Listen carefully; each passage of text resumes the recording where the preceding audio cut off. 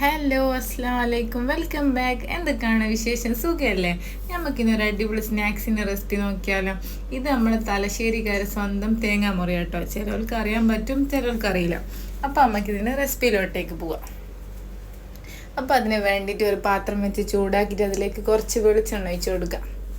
എന്നിട്ട് ഇപ്പോൾ ഞാൻ ഇഞ്ചി, മല്ലിയില, കറിവേപ്പില, ഉള്ളി, പച്ചമുളക് കട്ട് ചെയ്തെടുത്തിട്ടുണ്ട്.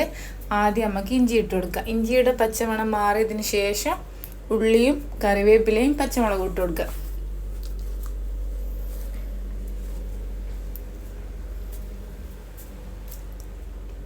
സിമ്പിളായിട്ട് ഉണ്ടാക്കാൻ പറ്റൂട്ടോ, പക്ഷെ നല്ല ടേസ്റ്റുമാണ്. അപ്പോൾ ഒരു പ്രാവശ്യം നിങ്ങൾ ഉണ്ടാക്കി നോക്കിയിട്ട് പറയണം കേട്ടോ എങ്ങനെ ഉണ്ടെന്ന്. അപ്പോൾ ഇതാ ഉള്ളി ഒന്ന് വാടി വന്നിട്ട് ഞാൻ ഇതിലേക്ക് 1/2 ടീസ്പൂൺ ഉപ്പും ആവശ്യത്തിന് ഉപ്പ് നോക്കിയിട്ട് ഇട്ട് കൊടുക്കുക കേട്ടോ. 1/2 ടീസ്പൂൺ ഗരം മസാലയും 1/2 ടീസ്പൂൺ കുരുമുളക് പൊടി ഇട്ടൊന്ന് വാട്ടിയെടുക്കാം. ഒന്ന് മിക്സ് ചെയ്യാം.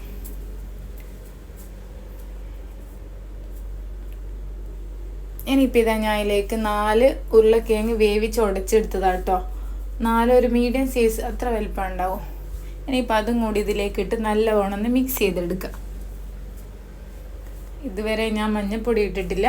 നമുക്ക് 1/2 ടീസ്പൂൺ മഞ്ഞൾപ്പൊടി ഇട്ട് കൊടുക്കുക. നിങ്ങൾ ഉരുളക്കിഴങ്ങ് വേവിക്കുമ്പോൾ ഇടുകയാണെങ്കിൽ കുഴപ്പമില്ല, ഇപ്പോൾ ഇടുകയാണെങ്കിൽ കുഴപ്പമില്ല. ഇപ്പോൾ ഇത് ലാസ്റ്റായിട്ട് മല്ലിയില ഇട്ട് കൊടുക്കുക. എന്നിട്ട് ഇതൊന്നും കൂടി മിക്സ് ചെയ്തെടുക്കുക. അപ്പോൾ ഇത് നമ്മളെ ഫില്ലിങ് റെഡി ആയിട്ടോ. ഈ ഫില്ലിങ് മുട്ടയുണ്ടെങ്കിൽ നമുക്ക് പെട്ടെന്ന് ഉണ്ടാക്കാൻ പറ്റൂട്ടോ ഇത്. ഇനിയിപ്പോൾ ഇതാ ഞാൻ 4 മുട്ടയായിട്ട് എടുത്ത് പുഴുങ്ങിയിട്ട് തൊലി കളഞ്ഞ് വെച്ചിട്ടുണ്ട്. ഒരു ബൗളിലേക്ക് നമ്മൾ മസാലയാക്കി കൊടുത്തിട്ടുണ്ട്. ഇനിയിപ്പോൾ ഇതാ ഇമെന്ന് കുറച്ച് മസാല എടുത്തിട്ട് ഒന്ന് നമ്മൾ കൈമൽ വെച്ചിട്ട് പരത്തിയതിന് ശേഷം ഈ മുട്ട വെച്ചിട്ട് ഒന്ന് കവർ ചെയ്തെടുക്കുക, ഫുള്ളായിട്ട് ഗ്യാപ്പില്ലാണ്ട്.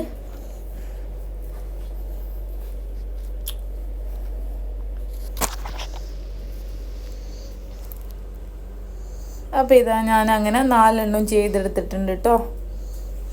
ഇനിയിപ്പോൾ നമുക്ക് ബ്രെഡ് ക്രംസിലും മുട്ടയിലും കോട്ട് ചെയ്തെടുക്കാം. ഞാനിപ്പോൾ ബ്രെഡ് ക്രംസ് ഇവിടെ പൊടിച്ച് വെച്ചിട്ടുണ്ട്. ഒരു മുട്ടയും കുറച്ച് മൈദയും ഉപ്പും കുരുമുളകും ഇട്ട് മിക്സ് ചെയ്തതാണ് കേട്ടോ. ആദ്യം മുട്ടേൻ്റെ മിക്സിയിൽ മുക്കിയതിന് ശേഷം ബ്രെഡ് ക്രംസിൽ കോട്ട് ചെയ്തെടുക്കാം. അപ്പോൾ ഇത് 4 അതേപോലെ ചെയ്തെടുത്തിട്ടുണ്ട്. ഇനി നമുക്ക് എണ്ണ നല്ലോണം ചൂടായതിന് ശേഷം ഇത് പൊരിച്ചെടുക്കാം. 2 സൈഡും തിരിച്ചും മറിച്ചിട്ട് അധികം കുക്കിംഗ് ടൈമൊന്നും ഇല്ല കേട്ടോ. എല്ലാം ഉള്ളിൽ നല്ല വെന്ത സാധനമാണല്ലോ. അപ്പോൾ ഇതാ പുറമേ നല്ല ക്രിസ്പിയാണ് കേട്ടോ. ഇത് നമ്മൾ സ്നാക്സ് ഇവിടെ റെഡി ആയിട്ടുണ്ട്. ഇനിയിപ്പോൾ ഇത് ഞാൻ കട്ട് ചെയ്തതാണ് കേട്ടോ. കട്ട് ചെയ്താലാണ് ഇതിൻ്റെ ഉള്ളിലൊരു മുട്ടയുണ്ടല്ലോ, അപ്പോൾ നല്ല മുഞ്ചാ കാണാനും കഴിക്കാനും. അപ്പോൾ എല്ലാവരും ട്രൈ ചെയ്ത് നോക്കണം കേട്ടോ. വീഡിയോ ഇഷ്ടമായ ലൈക്ക് ചെയ്യുക, ഷെയർ ചെയ്യുക, സബ്സ്ക്രൈബ് ചെയ്യുക. മറ്റൊരു റെസിപ്പി ആയിട്ട് പെട്ടെന്ന് വരുന്നവരേക്കും ബൈ ബൈ.